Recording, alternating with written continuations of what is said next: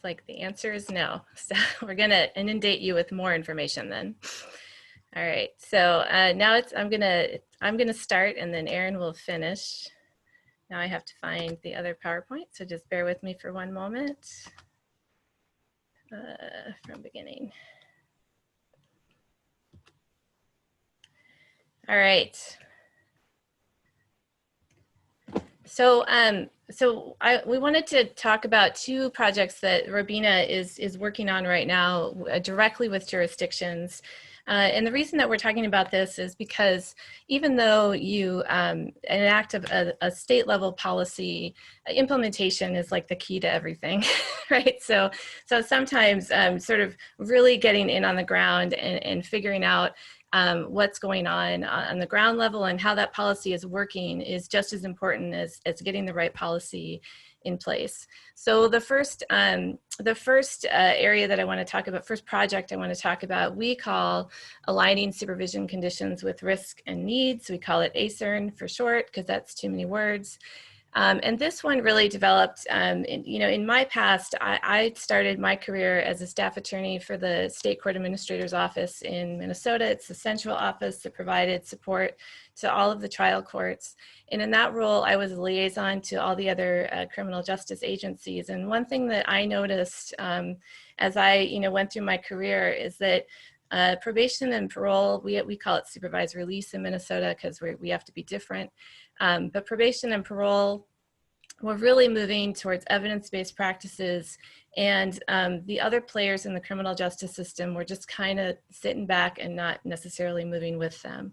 So, and didn't really even have an interest. And I started to realize that at some point, the supervision agencies kind of got stuck because what they try to do to implement evidence-based practices is also dependent on what they're given from the court in terms of the sentence and what they're given by the parole board in terms of the conditions that a person has to be supervised under.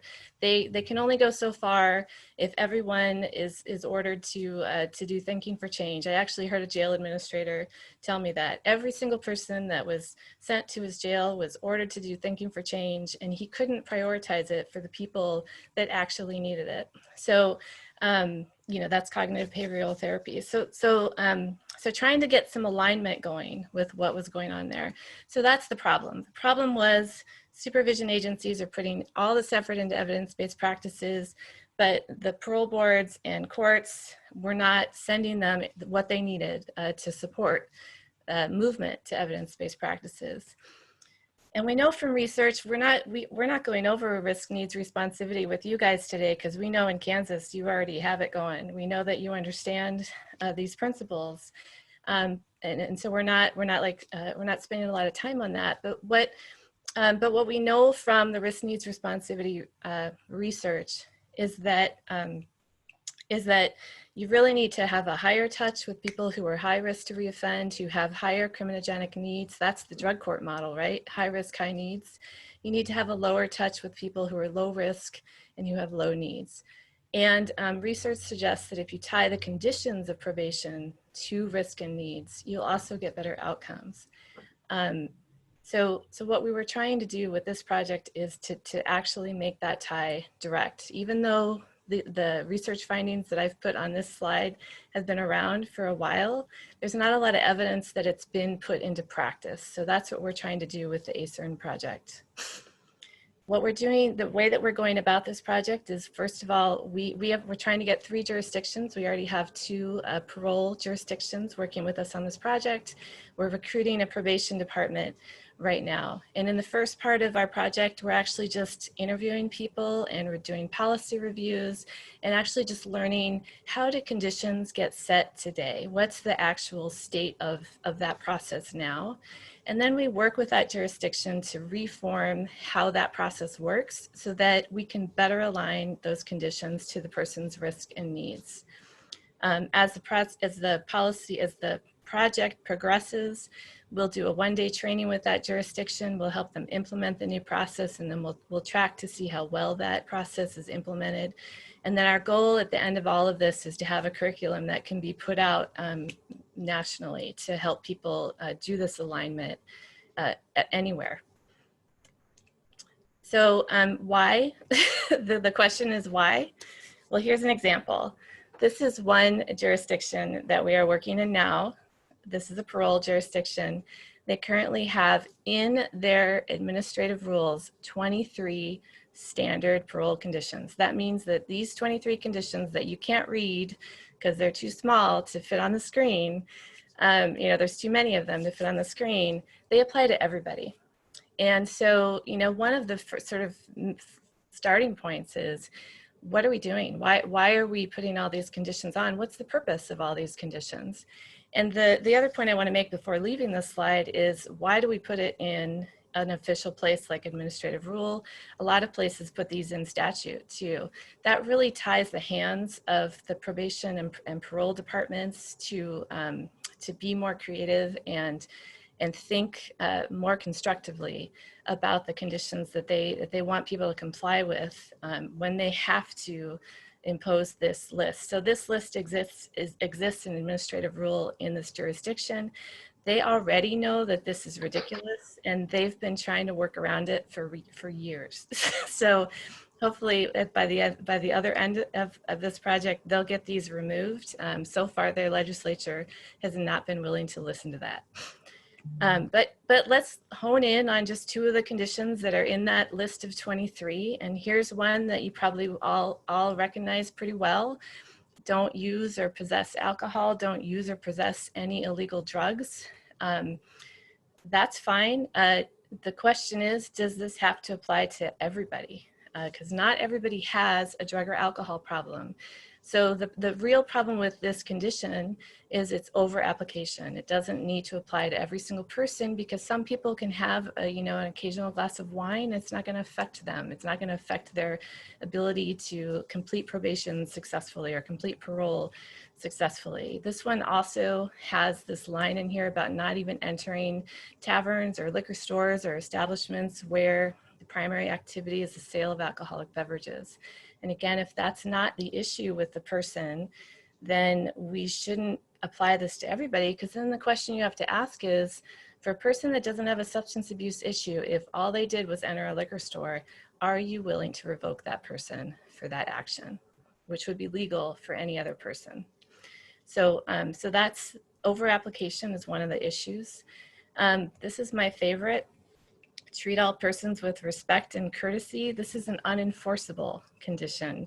How do you objectively determine what that means and who's complying with it and who's not complying with it? The rest of that sentence, refrain from assaultive, intimidating, or threatening, or verbal or physical abuse, that's covered by, obey all laws, right? Some of those behaviors that are described are things that could be chargeable as assault, as terroristic threats, as domestic abuse. So, this isn't necessarily a condition that needs to be applied to everybody. Obey all laws would cover it, I think. So that's, one of the things that we're sort of trying to tackle with this project, is just looking at what the standard conditions are, and then sort of figuring out what's the baseline that's necessary, and then what do we need beyond that. And when we're talking about what do we need beyond that, we're trying to really make sure that any conditions beyond the baseline few that we need to manage the probation with that person align with risk and needs. So this is a slide from our initial foray into trying to figure out how to operationalize these concepts. We had this was our guinea pig jurisdiction.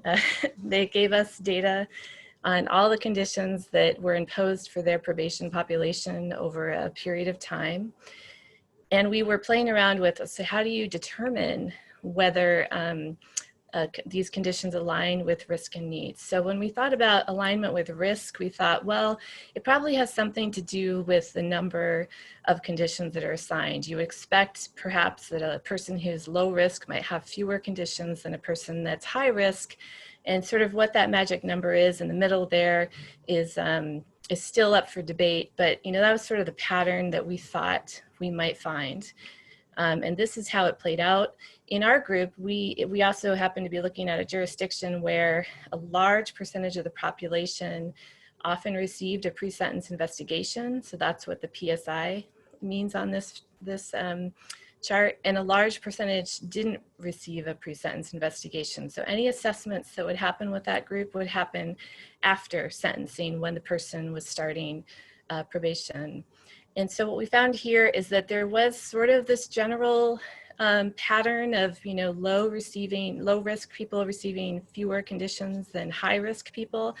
But the part that stood out to us more was that on average for every level, the PSI group received 5 to 6 more conditions than the group that hadn't received a PSI.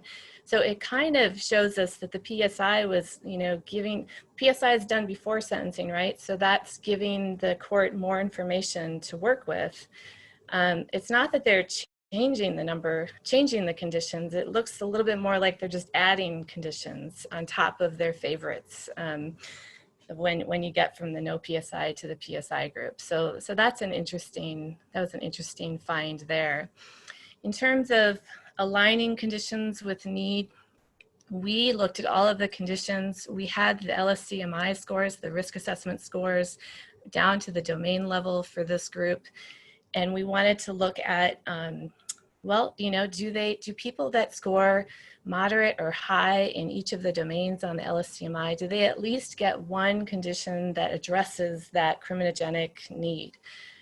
So these are the things that, theoretically could be changed with intervention. And here again, it was very interesting in this particular jurisdiction. And I should say before I start, when we looked to see whether they had at least one condition that addressed the needs, we literally were very loose with whether that was the condition that addressed the needs. We're very generous. In other words, we didn't test those conditions, those programs that people were assigned to for evidence-based practices. That would be a whole different level of review. We were just basically looking for, is the court trying to address this need at all? So for people who had who scored moderate or high on the LSCMI for alcohol and drugs, almost everybody did receive a condition. So this jurisdiction was doing pretty well at identifying that as a need and then doing something with that person to try to address their substance abuse issues. When we get down to the pro-criminal attitude or orientation domain, it really mattered whether there had been a pre-sentence investigation prior to sentencing. So armed with that information, the court, in about 60% of the cases, did try to assign at least one condition to help the person address that need. When there was no PSI, it was much less likely that the person would receive a condition. So only about 21% of the sample there. When we get down to antisocial pattern, on the other hand, totally not addressed. So we had a fair number of people in this sample who actually did score moderate or high, but there were really no conditions that we could identify that had been assigned, whether you had a PSI or not, to try to address that need. So I think that's the end of my section on the aligning conditions with risk and needs, the ACERN project. Really, we're throwing this out there more to say, this is a work in progress. I think this is sort of where, this is where we're trying to go to try to help probation departments, get another tool to really support risk, needs, responsivity. So does anyone have any questions on that piece before we move on to the second project that we worked on? I do have one. Yeah. And that is this broken out in any way for gender? We're looking at the pre-sentence and how best, and I realize the LSCMI, but do you have any thoughts or where people are going with this idea of let's be a little more gender responsive? Yeah, Erin, do you want to take that one? Yeah, sure. So for this particular jurisdiction, they, or at least the stage that we were looking at, they don't use a gender responsive instrument or supplement to the LSCMI. But I think that to kind of incorporate that into this idea, for example, I think you're going to be using the WERNA soon. I think the same, sort of concept and principles would apply. I mean, you could separate out men and women in terms of applying this concept. And so you could use the WERNA to identify the needs that are most relevant, or the higher needs for women that are being supervised or being sentenced, and pull out those domains to sort of tie in those conditions. And so maybe for women, you might find that sort of relationships, family relationships, and social support are more common needs. And so when people are, for example, given the WERNA and being sentenced, some of the conditions might reflect that in some way. And so that would be maybe one example of how you could sort of translate the same concept. I mean, I think that the idea is that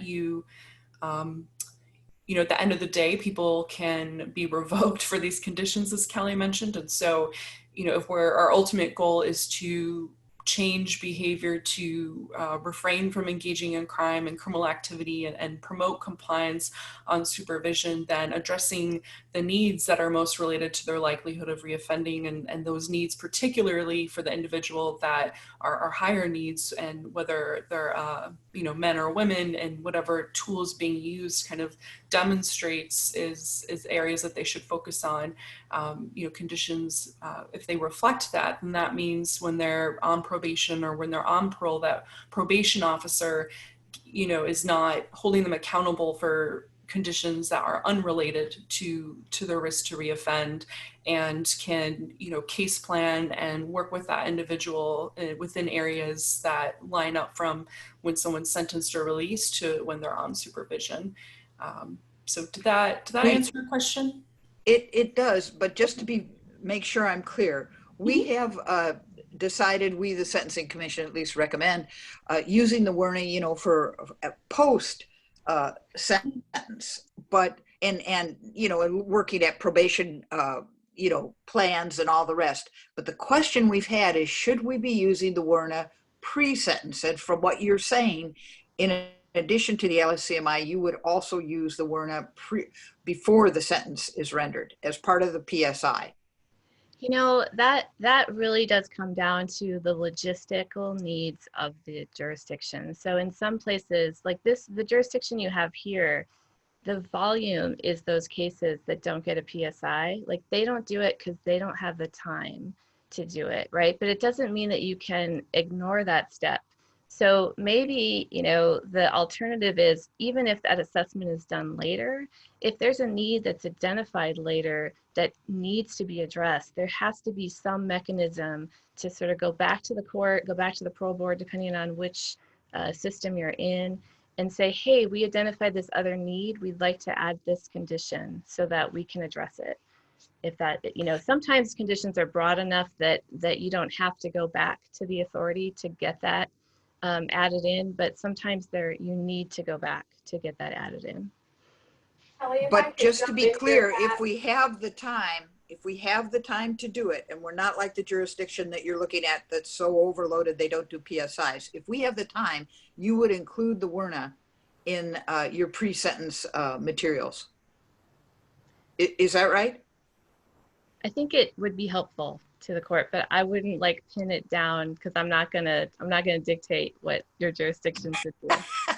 No, I'm just looking for a little insight. Thank you very much. That answers my questions. And Kelly, this is Jessica Domi. If I could add to that, we have a presentation scheduled tomorrow, which is what Pat, I think, is hitting on, to really dive into this issue, which I think will help answer those questions a little better, Pat, than this morning. But this information as well is very helpful. And in that discussion that we're going to have tomorrow about the gender responsive assessments and whether we want to do everything pre-trial or pre-sentence or wait till they're assigned. But I would ask, Kelly, if I missed the answer to this, I apologize. But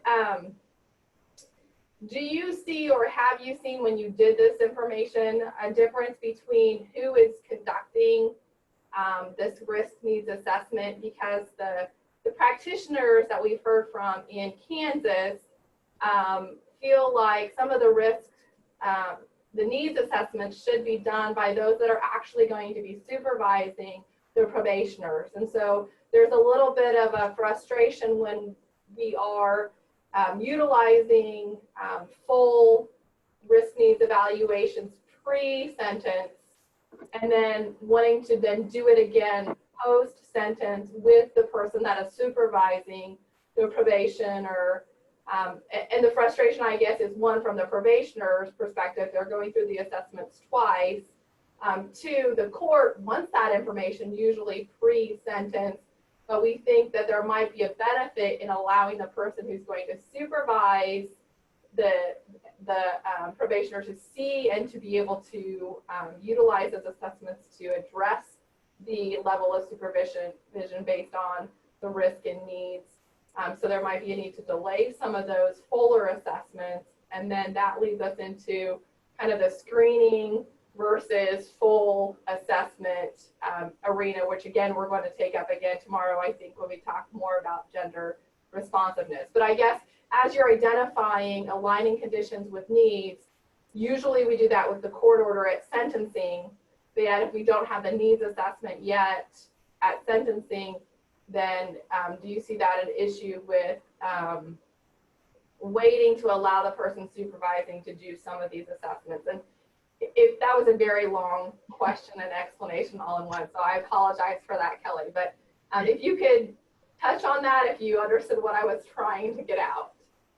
Yeah, I'm gonna say a few words, and I'm gonna let Erin respond because she is more of the expert here. But I understand, like, there's issues with inter-rater reliability, so we have that as an issue. You know, the pre-sentence versions of these assessments are often more time constrained. It might be more difficult to make those collateral contacts to get the information that you need to really do a good assessment. The person may not be as forthcoming, and so you may need the relationship development to get the accurate information from the person. So I understand all of those issues, and some jurisdictions do address that by doing, you know, reassessments later on. But I think that at the end of the day, you know, sentencing and any case processing does come down to like doing the best that you can with the tools that you have at the time. So I think that it's really up to the jurisdiction to figure out how they want to deal with that. But in some way, we should try to be thinking more judiciously about the conditions that we are imposing at the time of sentencing. And really, like, we need to get judges thinking about these assessments, even if they don't use them, because we want them to get away from like their favorite 10 conditions. You know, it's a DWI day, so it must be these things. You know, we want to get away from that. We want to get more towards the individualized condition setting. And I'll see if Erin has anything to add to that. Yeah, and I think this really reflects why this is can be such a localized process. Kelly and Connie have talked about, I mean, we can do big picture, legislative policy changes, but there are some things that get translated, or a lot of things really that get translated locally. And so, I mean, the overarching goal with this is to create continuity between the sentencing decisions around conditions and supervision. And so, how that specifically happens is going to be somewhat dependent on the jurisdiction, whether it's the resources that the court has to conduct assessments. For example, some places, the jurisdiction we worked with, separated out PSIs and doing a full assessment based on offense type. And they used a pre-screener. In other places, everyone gets a pre-screener, So for example, the pre-screener could be a validated tool, or should be a validated tool, I would also mention, that helps at least distinguish people's likelihood of committing a new offense. So at a certain cutoff, at least people who are moderate or higher, who are going to have the needs that need addressed in their conditions, and who are the people that you're spending more of your resources on and going to be case planning around, would then get to the next step where they would get a full assessment that would address their needs. And so, what assessments are used is partly dependent on those time and resources, but again, is also about creating continuity with the supervision that's being delivered. And so whether or not you incorporate the WRNA, for example, is also going to be somewhat dependent on how it's being used for supervision too. And again, back to the resources and the time that your staff have to do that.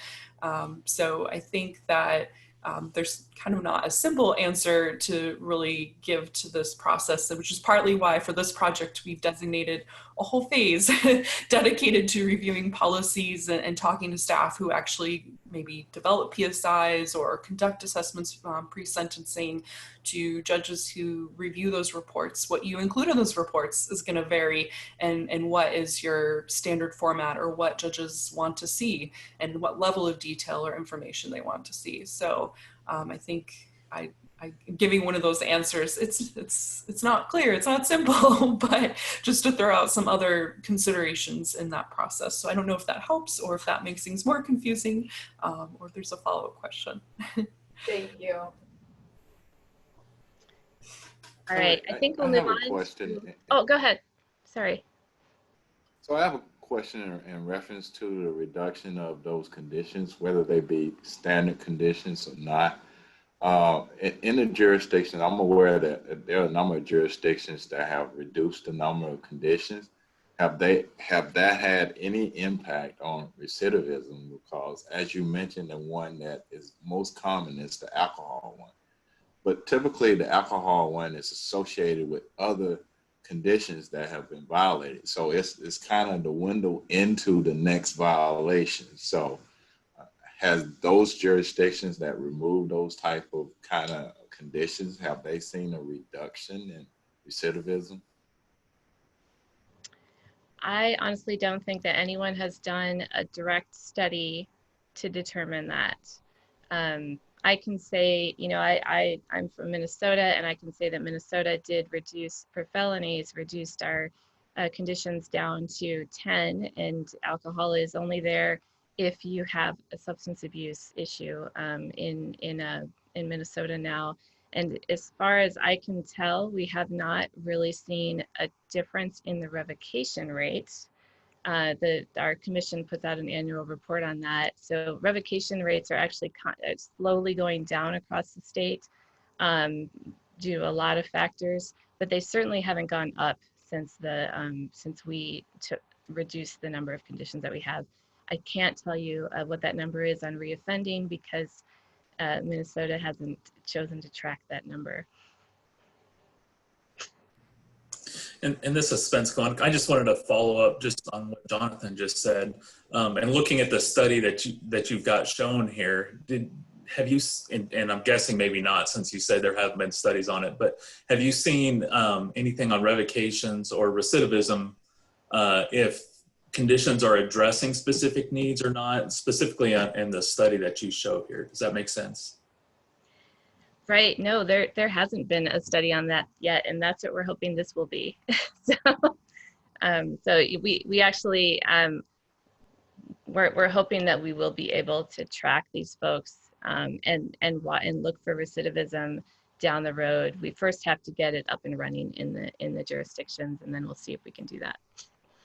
Yeah, and I can just add with this jurisdiction, one of the reasons we weren't able to examine we did kind of look into some outcomes, but we really couldn't draw any conclusions on it, was because there really wasn't a lot of alignment between conditions and risk and needs. So even when you see some of these comparisons, with the PSI group, you do see some differences in how conditions match or align with their LSCMI domains and risk. But in the end, the differences are not really significant or meaningful to say that, you know, this group actually had improved alignment between risk and needs. So even with the data that we dug through, we couldn't really draw conclusions on that. And I thought I had another point, but in the end, even though when we went through all of this, the other point I was going to say was part of that too was related to the people who got a full LSCMI. It was more offense-based. So when we started looking at what actually predicted either recidivism or other outcomes, you know, the issue was that other factors were actually more predictive. And again, partly because there wasn't really that much of a difference in terms of how needs and conditions matched to even test whether or not they improved. So that's where we realized the next step was to help a jurisdiction get there and then evaluate that to give that data and evidence towards this topic so that you all would have that information to make decisions on. All right. In the interest of time, I'm going to move us on to our Reducing Revocations Challenge. This is a jurisdiction that's actually allowed us to tell you who they are. And so we're partnering with Ramsey County, which is St. Paul, the St. Paul side of the Minneapolis-St. Paul metro area in Minnesota. This is actually part of a national challenge. There's 10 sites across the nation that are involved in this particular study. And we're doing a very deep dive in Ramsey County to try to figure out what's driving probation revocations and to help them develop strategies to address those. So I'm going to turn it over to Erin. And I probably just took up all your first slide discussion. Yep, next slide. Yeah, so this project, actually the work we started did begin even before the Reducing Revocations Challenge came out. And so just for some background and context, I'll start with kind of how we even started studying this topic and a little bit about Minnesota, just for reference around what the probation system is like there.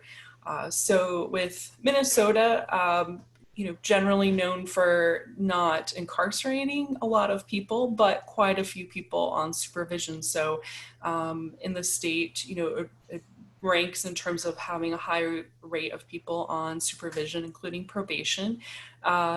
You know, Ramsey County, similar to a lot of states, probation is a pretty localized process. So Ramsey County Community Corrections, they supervise people sentenced to probation for both felony and gross misdemeanor and misdemeanor offenses in their jurisdiction. Next slide. And how this project came about was that, you know, I think in general, a lot of probation agencies are, you know, looking at the revocation rates and wondering, you know, what does this mean for them? Are they doing well? Could they do better? Do they have a high rate? Do they have a low rate? And of course, the challenge is that with studying probation revocations, you really can't compare yourself to in terms of determining whether you're doing well or whether you're not doing great, because probation is a very, again, we keep emphasizing the importance of taking jurisdictions into account and localized processes and policies. And so, but, you know, Ramsey County is St. Paul, as Kelly mentioned, and Hennepin County is Minneapolis. So they're the twin cities. They're neighboring each other, but they do not have identical revocation rates, as you can see. And so Ramsey County, you know, saw a report and with numbers saying that they had pretty much double the rate of probation revocations. And so this kind of raises the question of, you know, is this, you know, what does this mean? Maybe having twice the amount of revocations is, you know, should be expected because of the nature of, you know, policies and practices there, or maybe offense types that are being sentenced, or maybe not. So regardless, you know, they really wanted to understand what was happening with revocations in their county to get them where they were at. So next slide. So then how, oh, that's okay, you can go. Yeah, so the first way that we tackled this was first to just take a look at who and what is associated with probation violations. So we actually started with data that looked at probation violations. So of course the probation officer files the violation and then the courts decide whether or not to revoke supervision. But often, the recommendation is provided by the probation officer on what to do in that case. And so the first kind of look that we took was at probation violations. So when this project started, one, probation violations are data housed within Ramsey County Community Corrections, so it's a little more accessible and easier to pull. And also two, focusing on probation violations was a good place to start because Ramsey County Community Corrections has a little more authority to really impact policies and practices within their own agency if they want to make an impact on revocation. So we started with that. And the two things we focused on were, one, what are the largest contributors? So this might help them identify kind of the areas that they could focus on to really make the largest reductions in revocations overall. If you understand, maybe are there certain larger contributors that are driving the violations. So theoretically, if you see a lot of cases or a lot of characteristics, then you can focus on that and maybe make a bigger impact for the agency overall. But they were also interested too in the disproportionate contributors. So are there certain characteristics which have higher rates of a violation? Maybe they're a small proportion of all cases overall, but if they are dissimilar, you would want to identify that. So maybe in some cases, you would expect this with people classified as low risk to reoffend. Having lower violation rates is expected maybe, and that's not a concern. But if you see differences in race, for example, then you would be concerned about the fact that there are different rates for different races. Next slide. And just to start this process, the first data set that we worked with had about 14,500 unique people, but many people had more than one probation case or sentence. And so we had approximately 17,000 cases that we were looking at during 2015 and 2016.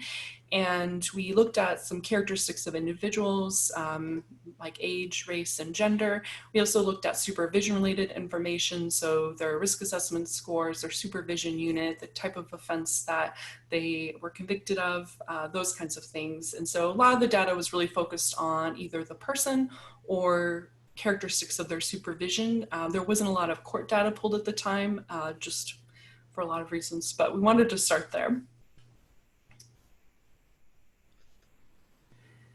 And so what we first found, we refer to it as kind of a snapshot in time. So just people that were on probation during this time period. And we found a couple of things that I think were maybe expected in terms that males had higher rates of probation violations than females. Younger people had higher rates of probation violations than older people. But some of the things that, really concerning for the county that they, I think warranted and really emphasized why this topic needed to be studied further is first, even though Native Americans that are on probation supervision were a very small proportion of people that they supervise overall, their rates of probation violations were actually double the average rate. So they had a really high rate of violations being filed. And then also Black or African Americans also had higher rates of probation violations filed than the overall average. And so just to demonstrate here what we found for the different probation violations across rates. Again, you can see Native Americans had almost double, and also that Black or African American was also higher than the average as well.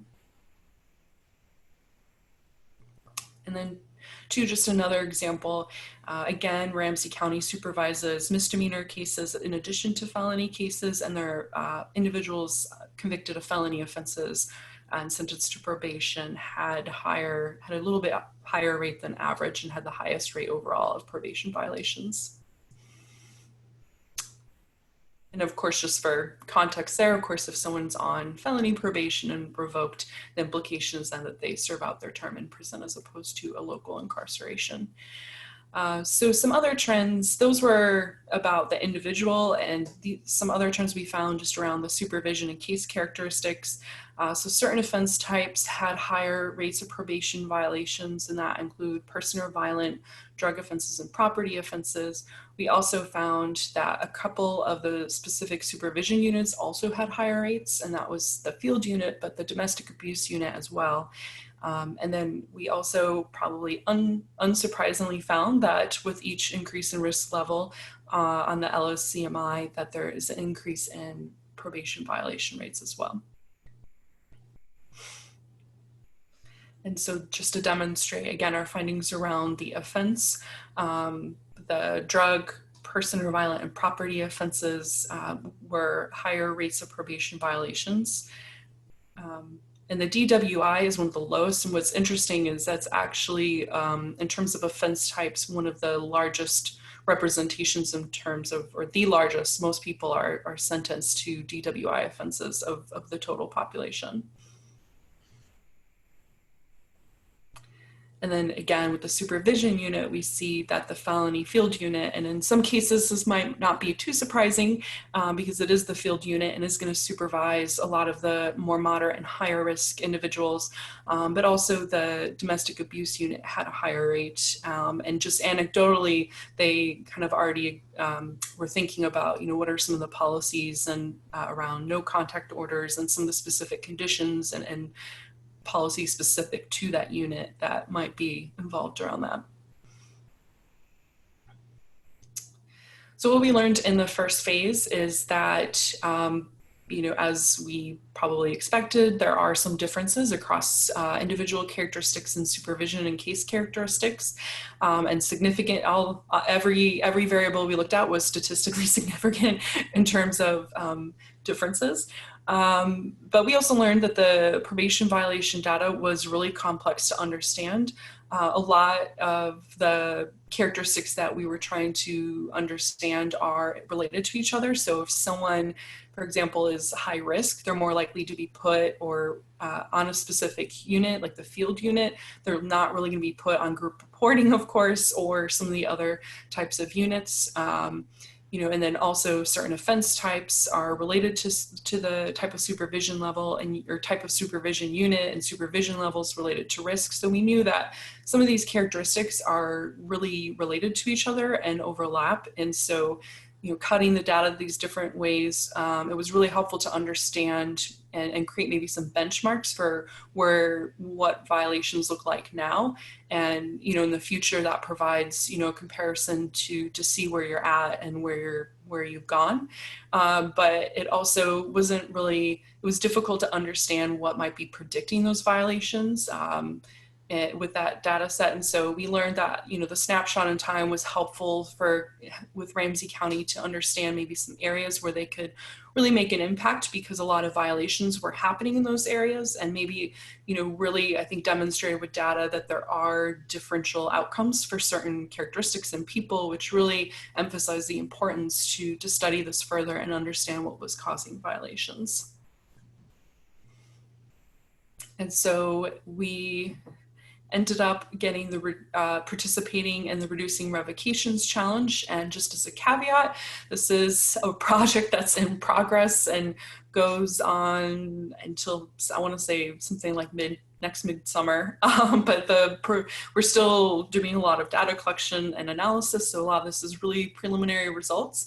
But with this study, and I'll try to go through this a little quickly because I know we're getting close to time, but with this study, we're trying to actually get at what is contributing to revocation. So before, we were able to see that certain characteristics are showing up as meaningful, but we weren't able to control for a lot of these overlapping factors to say that, this is driving revocation rates or this is driving probation violation rates. So, and also with this project too, we have an administrative data set. So we're doing quantitative data analysis with a lot more information, a lot more court information was incorporated. So not just probation, but other data to link probation violations to specific revocation outcomes and information around that. But it's also incorporating other other data sources to supplement that, knowing that even when you see something predict something, sometimes you want to understand the mechanism behind that, what's actually explaining the why that's happening. So the goals of this project, we will develop a revocation pathway. It's really the understanding how a case gets to a revocation is extremely complicated and involves multiple court, probation, even community actors and places of discretion and different policies. So we're mapping that out to make sure we understand how that happens. Also, the goal is to not just look at where most violations are occurring, but to understand how violations and other factors link and predict revocations to see once you control for other things, are there certain things really driving revocations in the county?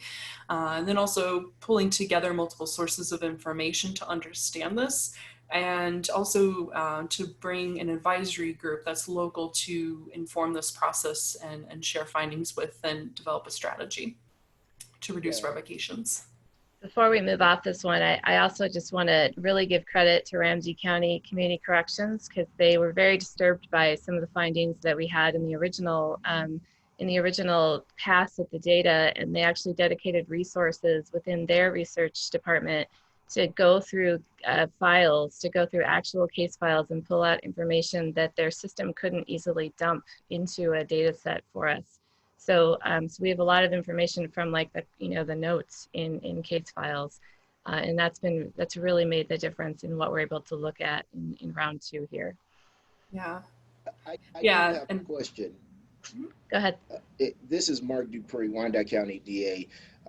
In that study and in that research, are you all looking at likewise the difference between each counties or whatnot, and concern of who does the filing of the probation violations?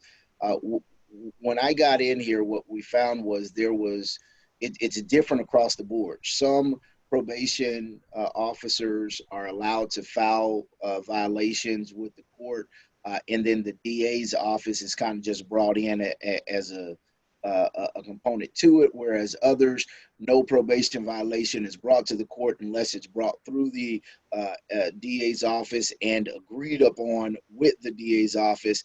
And so is there a variation of probation officers doing their own violations and their reasoning and or versus in agreement with the district attorney's office? And so was there any differences there?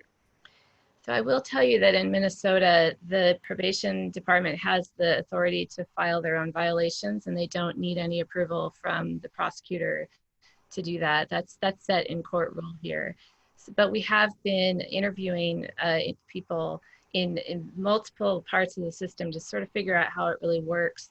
And so we've been asking that question along the way. And some of the sort of nuances that we're discovering are, like, there's cases where a probation officer will have the person who's committing multiple low-level, violations, like Connie was talking about earlier, the ones that don't necessarily impact public safety, but the person is just repeatedly doing low-level violations. So we learned that there's this whole process of filing a memo with the court to say, hey, just wanted to let you know this is what this guy's up to, and we're okay still working with him, but we want to make sure you were. So there's that going on. We also learned that the probation officers in Ramsey, their supervisors review all of their violations too. So that's where that like gatekeeping level. So there's 2 gatekeeping levels. The supervisor is a gatekeeper, and then the court itself can be a gatekeeper because they can respond to that memo and say, no, I think you should bring it into court, or I'm okay with you continuing to work with that person. So it does differ. You're right. And then Kelly too, I think, is there, because you're more familiar with this part, but I think with felony versus misdemeanor too, there's different, there's the county attorney, right? And then There's different prosecutors. The cities prosecute the misdemeanors, and the county level attorneys prosecute the gross misdemeanors, some of the gross misdemeanors and felonies. But we've learned through this process that prosecutors in general are very hands-off in this jurisdiction. That's not true everywhere, but in this jurisdiction, they're very hands-off. This suspense going. Can I ask one more question real quick? When you're speaking of revocations, is that specifically just going back to court for a hearing, or does that also include serving the sentence? Did you differentiate between what the outcome is? Oh yeah, that's been a whole issue before. Did someone else? Okay. So in this, oh yeah, you've got it. I'm going to let you go through the slide and then you can answer that question. Okay, yeah, I'll go through the slide and I think I can then answer your question. So yeah, this is a simplified kind of pathway of the revocation process in Ramsey County. And a lot of this is just the kind of reddish boxes on the bottom are the main data points that we're collecting to study from at least the quantitative side. But in terms of the process, probation officers submit the allegations, specific allegations around what conditions they violated, and then they make a recommendation. Then the revocation hearing is held, and some will just admit the violation, or they can deny and contest it. You have execute sentence under there. It's kind of involved in another part, but what's kind of interesting in Ramsey County, so you can revoke someone's probation and they're incarcerated, and they, can go to prison, or in some cases might end up more locally. They can continue probation, so they have the revocation hearing and they're just returned to probation without a revocation. But there's also this unique kind of discharge probation with no further time served. So it's kind of a revocation, but your sentence just ends. Maybe you're kind of near the end of the sentence. There might be some other circumstances surrounding that. And it's not a huge proportion of the cases that this happens to, but it can. And there's also kind of a variation of incarceration outcomes. So even getting beyond being revoked or not, they can be incarcerated.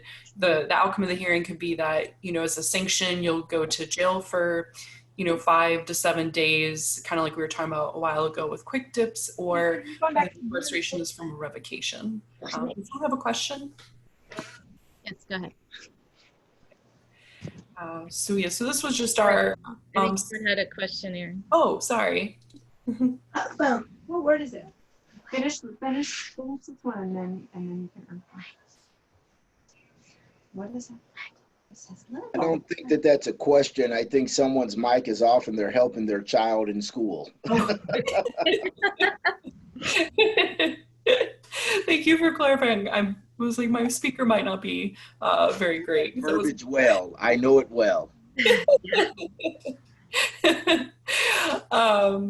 Yeah, so as you can see, the revocation pathway is pretty complicated, and there's different influences that impact all these decisions around the way. I mean, these are just some of the key decisions that happen in the data we have to look at that, for example, to see how the recommendation of probation officer makes lines up to what the actual court decides in terms of revoking or not. But yeah, so this is just the basic map. Did that answer the question on what revocation means? I just want to make sure we do that before we go. Yeah, and I'll add an anecdote that trying to get 10 sites across the country to be able to compare revocation decisions is very complicated. So that was a really good question. Okay, I think we answered it. So we'll move on to your next slide here. Okay. And yeah, so this next phase, and as Kelly mentioned, again, Ramsey County, really wanted to study this more based on some of those initial findings. And so whether there was a reducing revocations challenge, and before we knew that was an opportunity, they had already pulled together a lot of data that we could explore to dig into this topic more. And so this time we're just following a cohort of people sentenced to probation in 2016 and following them for 2 years or until their sentence ends. And so doing more of a trajectory allows us to understand better and look at what different decisions or factors are actually predicting violations and what's predicting revocations, including how violations line up and impact the revocation decision. And so the goal is to really identify what is driving revocations in Ramsey County. And there's a lot more court data in this time. So being able to link up the decisions and that probation officers make to what also happens at the court level when the revocation hearing is held and what those outcomes are. And these are just some of the questions we have. I think every time we run data and review stuff, we just have maybe 1,000 more questions that we want to look into. But some of the key questions we identified before we started this was, how do decisions line up between probation and the court? So are judges often following the recommendation of probation officers? And are those violations and recommendations handled consistently within probation? What are some of the underlying reasons or behaviors for the violation? So I think one of the most challenging parts of studying what's driving revocations is kind of what we talked about earlier. Often officers are filing a probation violation with the court when they've tried many different things and they've sort of reached this tipping point of they no longer can work with this person, and revocation is kind of the last resort now. And so there might be 10 allegations in a violation report regarding different non-compliance with conditions. But what was actually the behavior that drove the violation and kind of the main reason that person was maybe posing a threat to public safety, or that person can no longer be in the community or should have the revocation happen to them. And so Ramsey County research staff spent a lot of time going through all these violation reports and coding the underlying behavior behind that. So even if there's different, for example, substance use and non-reporting, if multiple things are listed, was it the non-reporting that was really the issue, or is it the substance abuse, like continued use, for example? So that was kind of the other question that we were hoping to answer, and then was actually predicting probation revocations. Just because you see a lot of trends or relationships between something doesn't necessarily mean that it's responsible for the outcome once you control for other things. So we're hoping, or we will be doing that. And then are there certain interventions or responses that officers are using before the behavior escalates to a violation? So again, getting back to what can officers do before they file a violation with the court. So maybe there are some certain things that are more effective in preventing the revocation process from even happening in the first place. Oh, wow. Okay, I realize we're all pretty much at time, so I'll try to go this really quickly. So for this process, we have an advisory group of local criminal justice stakeholders and representatives that are reviewing preliminary results and giving us feedback, and will also help develop a reform for strategy to reduce revocations once we put all the data together. We're also mapping out what the revocation process looks like. As you can imagine, what happens in policy may not happen exactly on the ground, and there's a lot of informal policy and a lot of discretion through different people. So trying to understand how all that lines up, and also knowing too that the data doesn't measure everything. So this mapping that was really helpful. And related to that, conducting interviews with people who work in the system who can impact the revocation pathway along the way, talking to people in the community, including people providing treatment, and then also talking to people who are on supervision to ask about their experiences and perspectives on probation and revocations as well. And then also looking through file reviews. And then these are just really brief high-level overviews on the preliminary data analysis. And I say preliminary, we're still investigating. So if you see a report about this later on, you might see some differences. But we wanted something to share with you from that part. But gross misdemeanor offenses had lower rates of probation violations than felony, even with this new data set, similar trend. We also decided that based on the qualitative and policy review, and even putting the data together that probably the best way to understand this is to separate out felonies from people committed of the misdemeanor level offenses, just because of the nature of the different sentencing practices and characteristics of their cases, and also just trying to disentangle a lot of the overlap that happens to really understand those kind of two different groups. Similar trends as our initial data analysis, with certain characteristics being related to probation violations. And what we found so far, again, very preliminary, is that even when we control for things like age and sentence length and risk level and supervision type, that we found that, sorry, my windows here are blocking the point here, but that race again is predictive of probation violations. So far, not for felony level offenses, but for misdemeanor level offenses. So even when we control for these other things, we're still seeing that relationship. We keep finding, unsurprisingly, that sentence length is the most impactful and powerful probably predictor, and when we're looking at probation violations. And then also we keep finding so far that group reporting is associated with lower odds of receiving a PV, which it probably isn't too surprising. They have lower, less contact standards, less reporting, less likely to interact with an officer. So lower probation violations, and they also are lower risk people too. And then this is just the example of the data that was the coding I talked about. So Ramsey research staff went through all the probation violations and tried to identify what was the underlying factor that resulted in the revocation or resulted in the filing of the violation. And so the numbers don't necessarily add up to 100 because people can have kind of multiple reasons.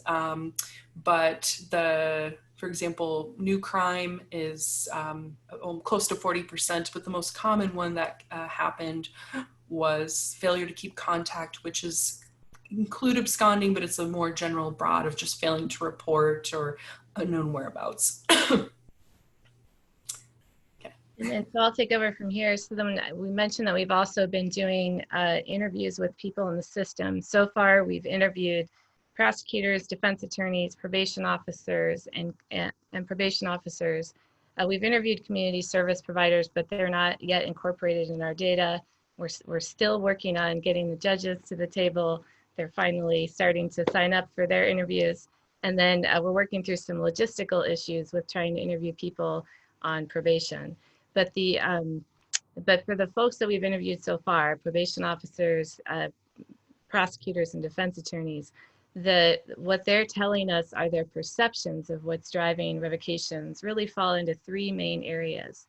So the first one there is factors that relate to people on probation.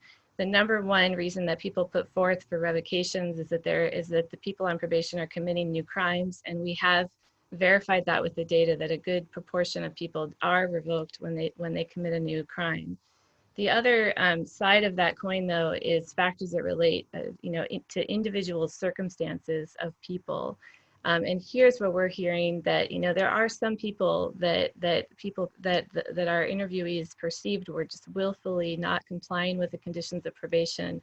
But the bigger drivers from their perspective were things like chemical dependency, homelessness, poverty, and mental health issues. So they really felt like the non-compliance was being driven by these other factors that related to the individuals.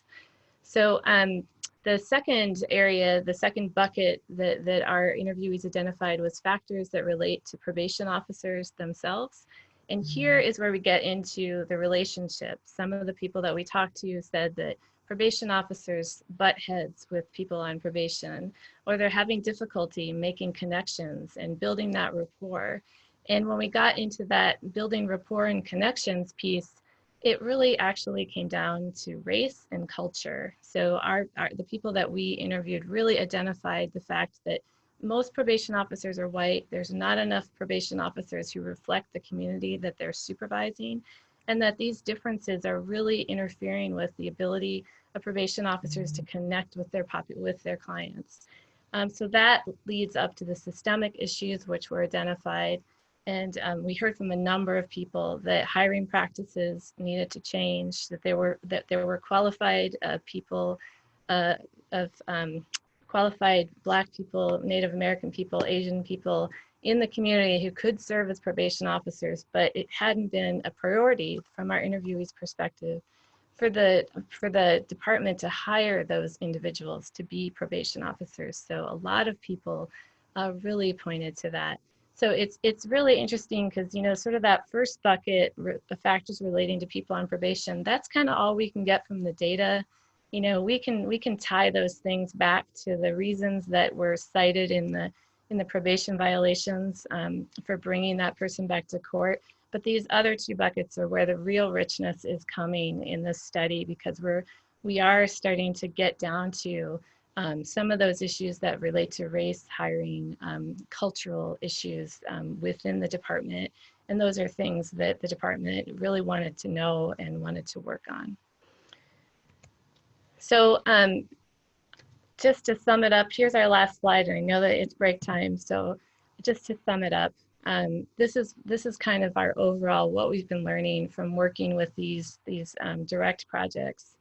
The biggest thing is that community supervision is really complicated. It requires a lot of different sources of information to get a true handle on what's going on the ground. The state policy level gives you the framework, but then sort of what's going on within that policy in the office is really important and really hard to get at. Not all of our systems are set up to get at that.